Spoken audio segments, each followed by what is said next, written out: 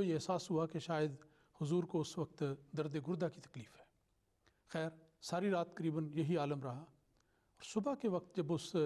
صحابی نے آپ سے عرض کیا کہ یا حضرت رات میں نے ایک عجیب معاملہ دیکھا ہے، آپ اس طرح بے چین تھے،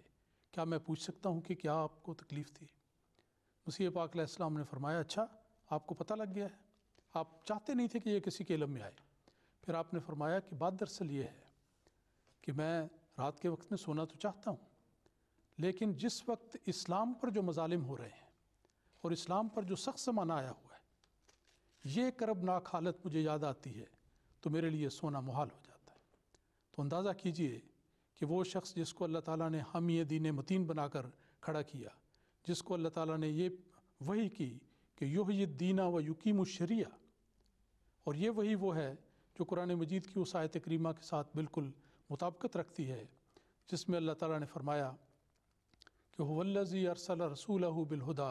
ودین الحق لیظہرہ علی الدین کلہ، کہ اللہ تعالیٰ نے اسلام کے عالمگیر غلبے کی پیشگوئی فرمائی ہے کہ یہ وقت آنے والا ہے،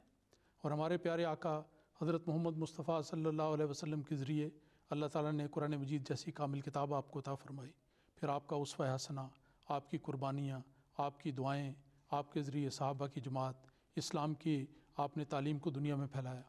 پھر پیشگوئی کے مطابق وہ زمانہ بھی آیا جب لوگ اس اسلام کو بھول گئے، تو ضرورت تھی کہ اللہ تعالیٰ کی طرف سے کوئی ایسا فرستادہ آئے جو اللہ تعالیٰ کی اذن سے اور اس کی تائید سے ان بکھرے ہوئے مسلمانوں کو اکٹھا کرے، ان روٹھے ہوئے مسلمانوں کو اسلام کا رستہ دکھائے، وہ لوگ جو اسلام کے عمل کے لحاظ سے ایک اور دنیا میں جا بسے ہیں۔ جیسا بھی فتاویٰ آپ نے سنے، کتنے ہولناک کلمات اور کتنے خطرناک خیالات تھے ان لوگوں کے، تو آپ کے آنے کا مقصد یہ تھا کہ آپ اس امت محمدیہ صلی اللہ علیہ وسلم کو واقعی معنوں میں ایک امت واحدہ بنا دیں۔ چنانچہ آپ نے خود جو بیانات فرمائے ان میں سے میں ایک حوالہ آپ کے سامنے رکھتا ہوں۔ اپنی کتاب کشتی نوح میں آپ فرماتے ہیں کہ خدا تعالیٰ چاہتا ہے کہ ان تمام روحوں کو جو زمین کی متفرق آبادیوں میں آباد ہیں، کیا یورپ اور کیا ایشیا، ان سب کو جو نیک فطرت رکھتے ہیں توحید کی طرف کھینچے اور اپنے بندوں کو دین واحد پر جمع کرے۔ یہی خدا تعالیٰ کا مقصد ہے جس کے لیے میں دنیا میں بھیجا گیا ہوں۔ تو یہ کیفیت تھی اور یہ مقصد تھا جس کے لیے حضرت مسیح پاک علیہ الصلوۃ والسلام نے، جن کو اللہ تعالیٰ نے احیاء دین کے لیے مبعوث کیا۔ ایک کشف میں آپ کو باغ کا مالی دکھایا گیا، ایک کشف میں یہ بتایا گیا کہ آپ وہ وہی ہیں جو اس ایک ایسا اسلام جس کو لوگوں نے چھوڑ دیا ہے، اس میں ایک نئی تازگی اور نئی زندگی بھرنے والے ہیں۔ تو اس مشن کے لیے آپ نے کام شروع کیا، آپ نے کتابیں لکھی، مناظرات کیے، لوگوں کو پیغام دیا، لیکن مشکل یہ آن پڑی کہ جو ہی آپ نے مسیحیت کا دعویٰ کیا اور کہا کہ میں خدا تعالیٰ کی طرف سے مقرر کردہ ہوں، آپ کے خلاف بھی فتاویٰ شروع ہو گئے۔ ابھی فتاویٰ کی داستان آپ نے سنی ہے۔ تو مسیح موعود علیہ الصلوۃ والسلام چاہتے تھے کہ مجھے ان لوگوں کے ان فتاویٰ سے اور ان کے جوابات سے کچھ فرصت ملے تاکہ میں صحیح طور پر اسلام کی خدمت کر سکوں۔ چنانچہ دیکھیں کہ 1897 میں جب ان لوگوں نے اپنے فتاویٰ کے ذریعے آپ کے رستے روکنے شروع کیے، آپ کی مخالفت شروع کی، تو اس موقع پر آپ نے ایک عجیب انداز اختیار فرمایا۔ آپ نے فرمایا میں ان لوگوں کو دعوت دیتا ہوں، خاص طور پر مولوی محمد حسین صاحب بٹالوی اور ان کے ہم نوا مولویوں کو آپ نے خطاب کیا، اور آپ نے فرمایا کہ میں تمہارے سامنے ایک تجویز رکھتا ہوں کہ تم کم از کم میرے ساتھ ایک ایسا معاہدہ کر لو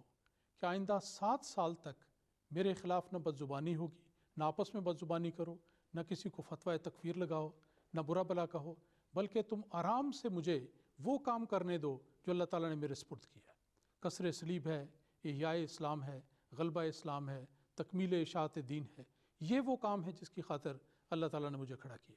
تو آپ نے بڑے درد کے ساتھ وہ درخواست ان کے سامنے پیش کی کہ میں چاہتا ہوں کہ 7 سال کے لیے صلح ہو جائے۔ میں اس کے چند الفاظ آپ کے سامنے پڑھ کے سناتا ہوں۔ آپ نے فرمایا کہ مجھ سے اور میری جماعت سے 7 سال تک اس طور سے صلح کر لیں کہ تکفیر اور تکذیب اور بدزبانی سے منہ بند رکھیں اور ہر ایک کو محبت اور اخلاق سے ملے۔ پس اگر ان 7 سالوں میں میری طرف سے خدا تعالیٰ کی تائید سے اللہ تعالیٰ کی خدمت میں نمایاں اثر ظاہر نہ ہوں، یعنی خدا تعالیٰ میرے ہاتھ سے وہ نشان ظاہر نہ کرے جن سے اسلام کا بول بالا ہو اور جن سے ہر ایک طرف سے اسلام میں لوگ داخل ہونا شروع ہو جائیں اور عیسائیت کا باطل معبود فنا ہو جائے اور دنیا اور رنگ پکڑ لے، تو میں خدا تعالیٰ کی قسم کھا کر کہتا ہوں کہ میں اپنے تئیں کاذب خیال کر لوں گا، اور خدا جانتا ہے کہ میں ہرگز کاذب نہیں۔ پھر آپ نے فرمایا یہ 7 برس کچھ زیادہ عرصہ نہیں ہے، اور اس قدر انقلاب اس تھوڑی مدت میں ہو جانا انسان کے اختیار میں ہرگز نہیں۔ بس جب کہ میں سچے دل سے اور خدا تعالیٰ کی قسم کے ساتھ یہ اقرار کرتا ہوں کہ تم سب کو اللہ تعالیٰ کے نام پر صلح کی طرف بلاتا ہوں، تو اب تم خدا سے ڈرو۔ اگر میں خدا تعالیٰ کی طرف سے نہیں ہوں تو میں تباہ ہو جاؤں گا، ورنہ خدا کے مامور کو کوئی تباہ نہیں کر سکتا۔ آپ نے یہ ان کے سامنے تجویز پیش کی،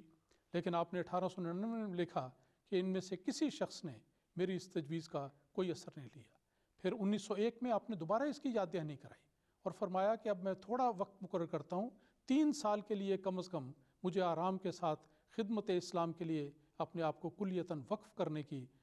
کا موقع دو، کیونکہ آپ کی تمنا یہ